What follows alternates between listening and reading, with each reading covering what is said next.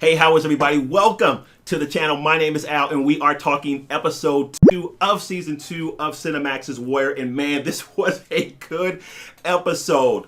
The Chinese connection is the name of this episode, and how appropriate, because in this episode, all roads lead through Chinatown. This episode does a good job of connecting everybody to Chinatown, from the government to the police to the local crime syndicate. Everyone is connected through Chinatown in this episode, and it's really good, right? Because the first episode was an establishing episode. That's the one I said there was a bit of a snoozer, I'm not gonna lie, but it did do a good job of bringing us up to speed with where everyone was presently, and now we get everything starting to connect, and there's a whole bunch of tension in this episode. So when we first open, we see Bill chasing someone down that owes the Feng Hai some money. Now this is always crazy to me, because you remember from season 1 when Bill was a victim of the Feng Hai, he couldn't pay, so he in turn turns enforcer for the Feng Hai, and he had a little bit of trepidation about doing it. He felt bad as a cop. But what we see in this episode is Bill is getting a lot more comfortable in that role, and that is because of the money. We do know that Bill wants to take care of his family, but now he's become addicted to the ends, right?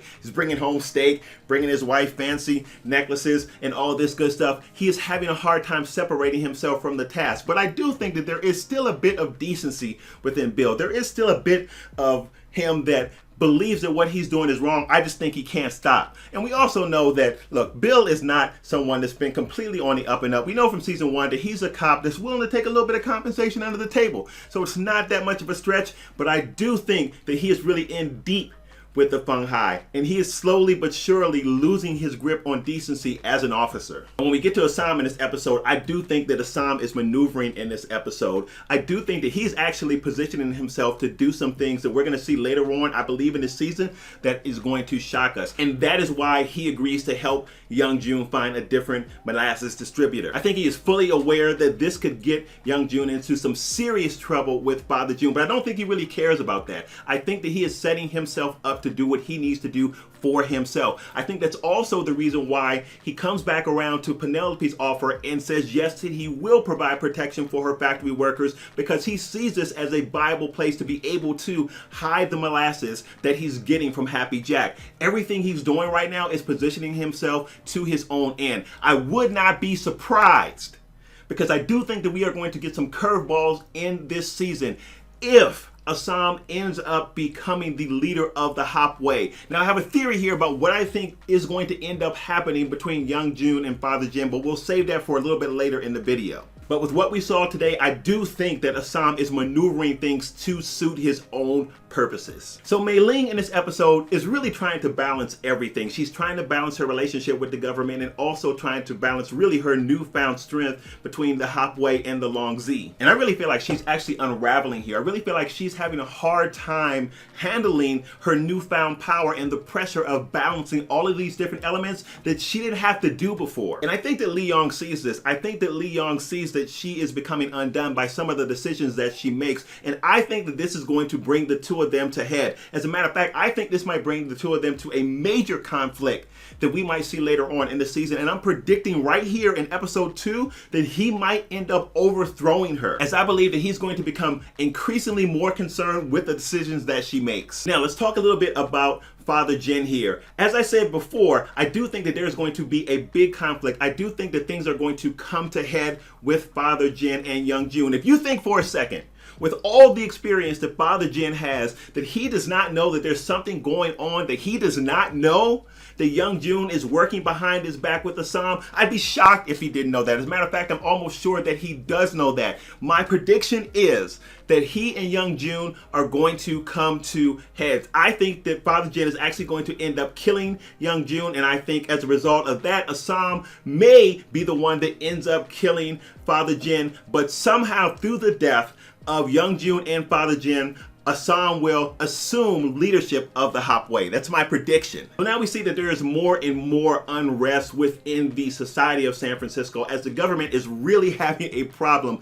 managing the tension between the Irish and the Chinese laborers. And we see all this coming to head, especially with this big speech that we see in the show, which is a direct reference to what we see going on here politically in the United States. I think it's always hilarious when shows do this, and this show does a good job of it because it doesn't beat us over the head, but it weaves it within the story story, so it makes it acceptable to us as the viewer. And this is where Larry comes in, and his plan has worked. He has blown up one of the business owner's workers, which has caused even more tension between the Irish and the Chinese workers. So one of the great things about Warrior is that it is in some sense a docudrama. A lot of the setting in the world building in this show is historically accurate in terms of how it depicts the relationship between the Chinese and the San Francisco government at that time. And in this scene, we get a reference to the Chinese Exclusion Act, which was a law at that time that they were trying to get signed, which actually did get signed into law in 1882, prohibited all immigration of Chinese labor. When we look at a toy in this show, and first let me say that the costumes that she wears in this show are fantastic. That costume design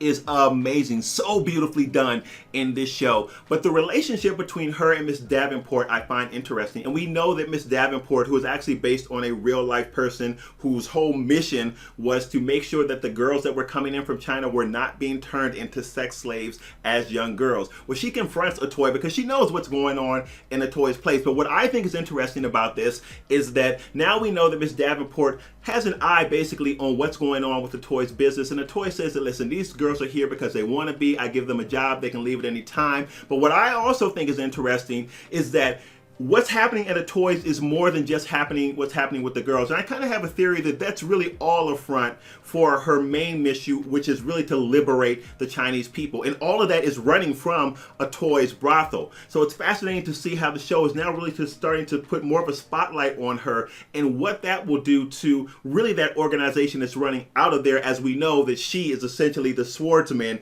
that is taking out all of these different people. So it's fascinating how they build that up, and we'll see what they do with that in future episodes. But now we know that a toy is under the gun. It's also interesting to see the cat and mouse display with a toy and Cho as they go back and forth about each other's secrets, because now Cho knows that it's getting hot for a toy, and they're coming to him for some information about what's going on, and he knows that it's she who is taking these people out, but she also knows the secret about him, and that's when we find out that Cho has an Irish daughter by an Irish woman. And this is fascinating too, because you know, if this ever got out, it would just be terrible for his daughter, and it would basically blow up Cho's spot. His whole business would be wrecked because of that. So it's fascinating now that they bring all of these elements to the show. Everybody is under pressure. Everybody is in a pressure cooker in this episode. And man, it was crazy good. And when you think about it, now think about this.